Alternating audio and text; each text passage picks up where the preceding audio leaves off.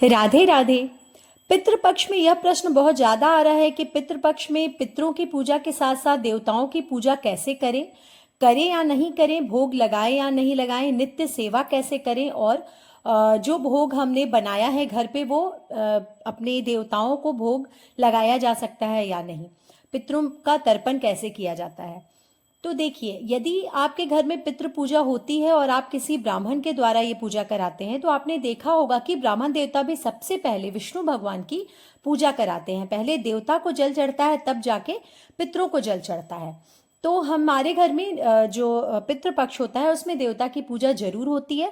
हम लोग मंदिर नहीं जाते हैं, लेकिन कुछ घरों में मंदिर भी लोग जाते हैं। तो देवता का पूजा बिल्कुल किया जाता है, उन्हें भोग भी लगता है। जैसे आप नित्य सेवा करते हैं, जैसे अपने ठाकुर जी को सुलाते हैं, नहलाते हैं, पोशाक पहनाते हैं, भोग लगाते हैं, सब कुछ तुलसी पत्र वगैरह सब कुछ वैसे ही आपको चढ़ाना है, वैसे ही पूजा करना है।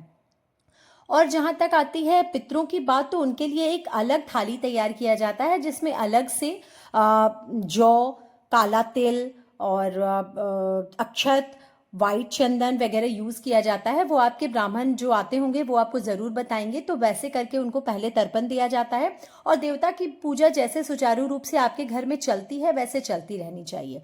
पितृ पक्षों में हमेशा ये ध्यान देना चाहिए कि अपने घर के बच्चों को जरूर अपने पूर्वजों के बारे में बताना चाहिए, उनकी विशेष चर्चा करनी चाहिए, और पशु पक्षियों को आहार जरूर देना चाहिए। यदि किसी के घर में सास ससुर अगर हैं भी, तो भी उनको पूर्वजों, बाकी जो हमारे दादा दादी, नाना नानी, जो भी पूर्वज हैं उनको याद करना चाहिए, और गौ सेवा वगैरह जरूर करनी चाहिए। कहा जाता है कि पितृपक्ष में हमारे जो पूर्वज हैं वो किसी न किसी पशु पक्षी के रूप में हमारे घर में उपस्थित होते हैं, हमारे आजू बाजू उपस्थित होते हैं। तो बिल्कुल सेवा करनी चाहिए। और पितरों का जो आपके जो भी पूर्वज हैं उनका जो फेवरेट भोजन होता होगा, जो भी वो खाना पसंद करते होंगे उस टाइम वो जरूर बनाना चाहिए और उनको खिलाना चाहिए, भोग लगाना चाहिए।